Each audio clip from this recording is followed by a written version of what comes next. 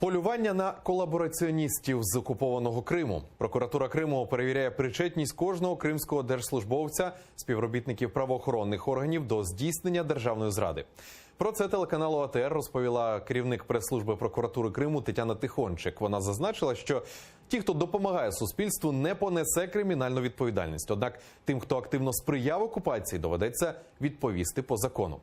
Крім цього, відповідальність повинні нести люди, причетні до політичних рішень, які відбуваються у Криму.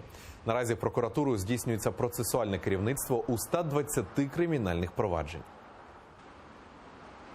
Є такі кримінальні провадження, у яких, наприклад, за фактом вчинення державної зради наразі перевіряється 18 тисяч осіб, які є правоохоронними органами. Особи, які, наприклад, працюють в органах МВС і перейшли на службу до окупаційної влади, але вони патрулюють, наприклад, вулиці, вони не вчиняють жодних дій, направлених на порушення інтересів України. Вони захищають цивільне населення Криму.